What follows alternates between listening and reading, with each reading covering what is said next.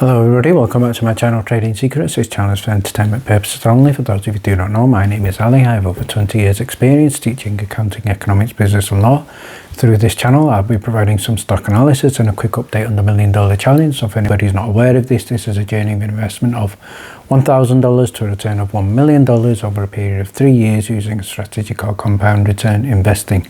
So the objective is to try to get 201 trades, each with an average return of 3.5%. It's not 201 consecutive trades. We do take into account losses. So for further details about how to join us for less than $9 a month, information is available in the description below.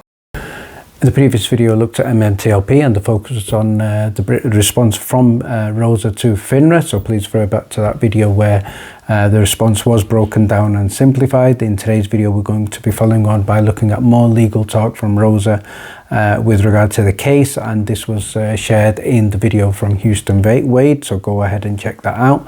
We're also going to be doing some important updates with regard to some statements and an interview shared by Wes Christian, and this is with regard to synthetic shares shorting, allegedly destroying the US economy, the US market, so stay tuned for that. Let's first of all start by having a look at what's happening in the markets. So quick headline here from Yahoo Finance, we can see in terms of the news today there was a very favourable report, but underwhelming. Wall Street is currently split on the CPI report. So price pressures abated last month, closed out a year of historic inflation, but right now December's CPI showed price rises at an annual 6.5%, down 0.1% on the month.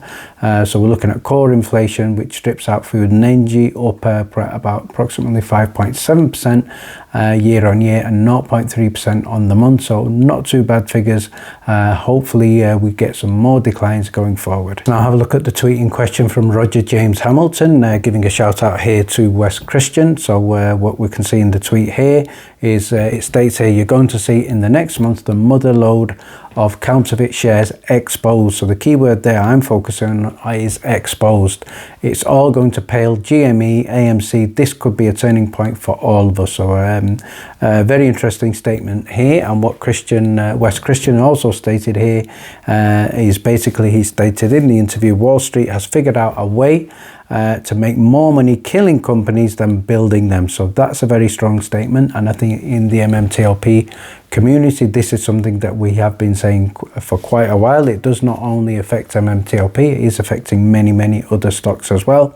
And he goes on also to say, quite interestingly, this is about a revolution. It's going to pale GameStop, AMC, but I cannot say which company. So he's left a cryptic end to the message, but if we have a look at the tweet here, there is the MMTLP ticker has been added. So could he be talking about MMTLP? We certainly think it's a possibility, but what I have also stated here is basically the crimes of naked shorting and using synthetic shares must be exposed. So from FINRA's point of view, they need to have the mother of all U3 halts to stop this. The next thing I'd like to share with you is a post that I added yesterday. So let's have a look at the post in question. And this is thanks to Camwell35 for reaching out to a very prominent journalist who may cover our story, and thanks also to John Berder for agreeing to join us in the meeting. And this is a request for everybody who has invested in MMTLP. So if you would like to share your personal MMTLP story, there is a link there and on Twitter, so I will share the link also on the comments below, so check those out. And if you want to fill in that form and add your story, you can certainly do that. So in this meeting that we have scheduled early next week, we will speak to this prominent journalist. We will share a story from an investor, a story from myself as an investor, and somebody working in social media, and John Berder, more importantly, will share all the details from his point of view. And what I would also like to do with the journalist is share some of your personal MMTLP stories. I have received quite a number of touching stories, and hopefully after the interview I will be sharing some of these with permission, so stay tuned for that, and hopefully some positive updates to come. Now I'd like to do is finish off by looking at some more legal talk from Rosa shared on the Houston Wage Show, so go ahead and check that out. Let's start by number one. What was discussed was with regard to the halt. So in terms of the halt, so the opinion here is the halt was to stop brokers losing money, potentially a crime. We know the SEC rules state shorts must close their positions, brokers must also act if this is going to happen. So this obviously is something that needs to be investigated. And I think number two, short shares still exist and FINRA knows this. So again, short shares are not allowed to exist or go into a company that is turning private. They must close out their positions before this happens, and we know this did not happen. Number three, significant case law has been added to show previous rulings, so that is a very, very positive and strong move, and also could potentially show examples of precedent that could be used to strengthen up the case. Number four, this is a unique case and even experienced attorneys struggle to understand. So 100% agree with that. I think Rosa also talked about one of the attorneys that she works for who also needs additional clarification in terms of this play. So I think this is one of the reasons why maybe even Charles Payne did not understand the overall play. So we need to try and simplify this when we talk to people who are not involved or do not know about MMTLP, but I think slowly and surely we are getting the message across. Number five, there were 45 days of fail to delivers. Usually FINRA's role after 35 days is to reprimand brokers or hedge funds, whoever it is necessary, but in this particular case this did not happen. So again, FINRA, they need to obviously account for this and provide maybe a statement to say why this happened. Number six, hedge funds rarely lose, but in this particular play, we know the hedge funds have potentially billions of dollars of assets, and on this occasion they would have lost, but surprise, surprise, the U3 halt ensured they won again.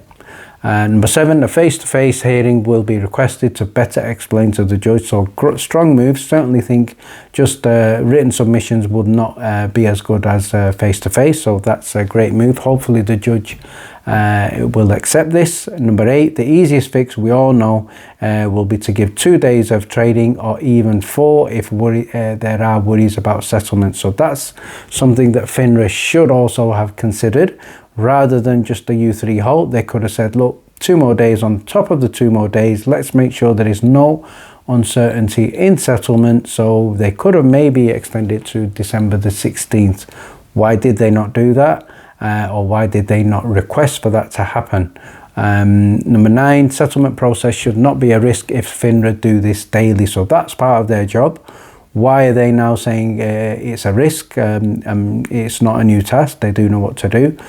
So very strange response from FINRA saying settlement is a risk, and especially if this is something they do daily.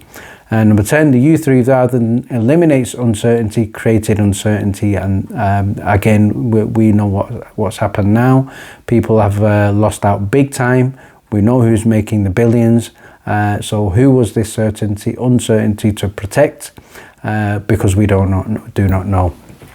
And the other important point that Rosa mentioned with regard to media coverage, so on a national scale this has been limited, but more media coverage would help, especially to bring awareness of the judge. So obviously if we get a breakthrough with this journalist in our meeting, that hopefully will be something significant.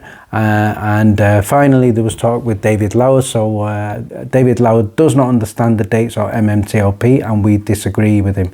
So on this particular point, I am going to call out David Lauer and say, your knowledge in this case is very weak. Your understanding is next to nothing. You've already admitted that you don't really know much about the OTC. So we will respect you and give you a platform and give you an opportunity. So far you've not delivered.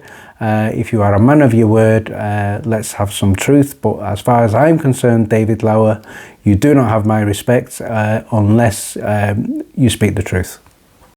I finally like to finish off by giving a shout out to some of the stocks that we called this week on our weekly watch list. These included AER, currently up 2%, MGAM, currently up, at one point that was up close to 34%, currently up about 2%, ALGS, that's up currently approximately 15% from the start of the week, CDTX is up approximately 35%, and Mullen Automotive, we also called that's currently up approximately 17% from the Monday. However, I think it is finding some strong resistance at 40 cents. So hopefully if Mullen Automotive can break 40 cents, we should see a strong and sustained movement up.